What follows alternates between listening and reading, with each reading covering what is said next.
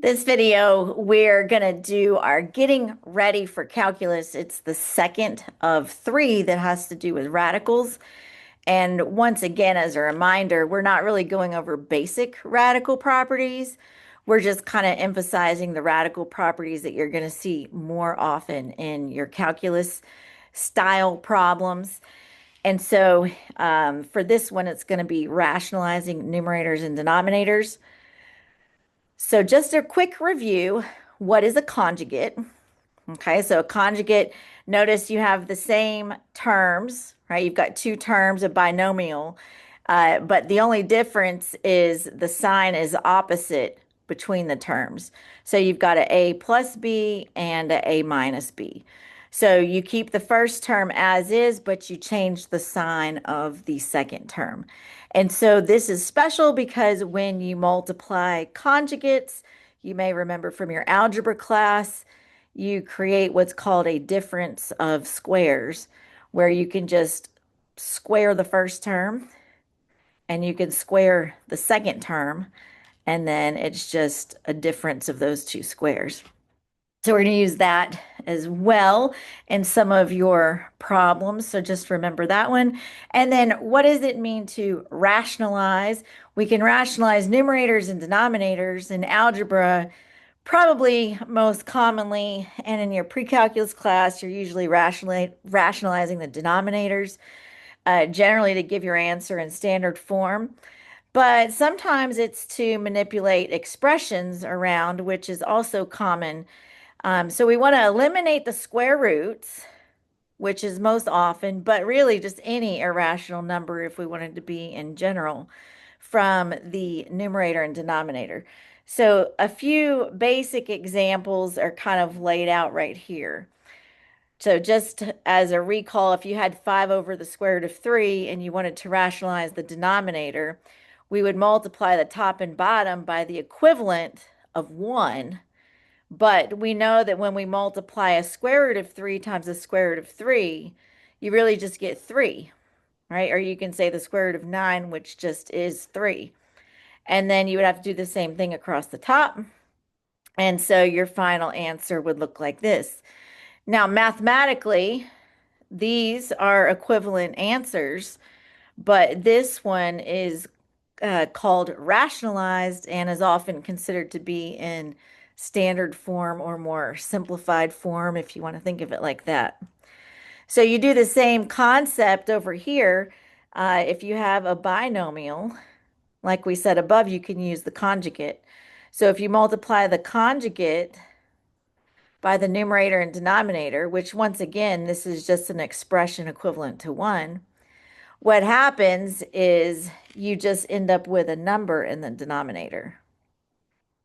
Now, this is kind of something we want to point out because in calculus, you see, you could either go here or you can distribute that in, right? And you would have 12 minus 4 square root of 2 on top, and you'd end up down here. So you could do either one, but sometimes in calculus, we're trying to simplify to see if expressions will, some things will cancel and become more simplified, and then you can do things with them. So this is usually preferred instead of distributing it in. Now, let's look at a couple of examples that really is the same skill, but more like what you would see in a calculus style problem. And it's going to be useful when you're evaluating limits, derivatives, and once again, just trying to rewrite expressions in different ways as you kind of look at different style problems. So this one specifically says to rationalize the numerator, which means you want to get the radical out of the numerator. So we're going to use the idea of a conjugate. So I'm just going to rewrite the problem. And then we're going to multiply by the conjugate, but this time the conjugate will be of the numerator. So I will make it look like that. You keep your first term. We're going to change the sign to +1, and you're going to do the same thing on the bottom. Now, since there are more terms, I'm just going to go ahead and put parentheses down there. So we can make sure that we know that from here, remember, these are conjugates. So you're really just squaring the first term. So that's just going to give you the x plus 1. And then you're going to subtract off the square of the second term, which is just 1. And then, like we said up above, you could distribute that x in, but it's going to be very common just to leave it there because we're going to see that eventually these things will simplify. So the numerator x plus 1 minus 1, those cancel out. And so you're going to have just an x up top and then an x times this whole expression in the bottom. And as I was hinting to, the x's will cancel. And remember, canceling just means that when you divide x by itself, you really just get 1.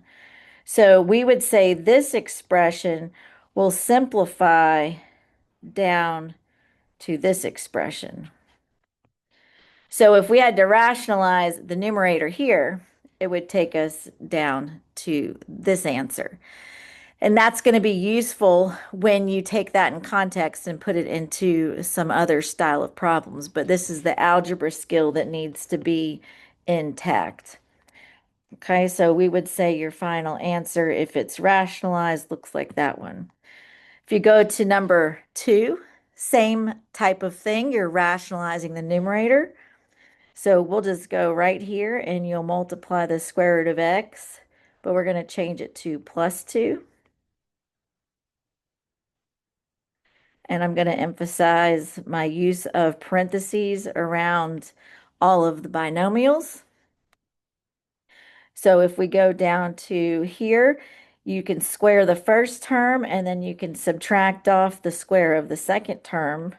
So that's going to become x minus 4. And once again, I could multiply all this out. But if you leave it factored, you can see that the x minus 4s will cancel. So that cleans it up nicer, which means I'm left with 1 over the square root of x plus 2. And that's going to be my rationalized form. And then you can go further and do other things with the problem with that. So a common mistake when students are doing these is they'll start to multiply that in, and then you won't actually see that that would simplify and cancel. So that's why there's an emphasis on kind of leaving it factored out just to check to see if something can simplify first. Okay, so we'll revisit some more radicals in the third video. So keep practicing, and we will see you in the next one.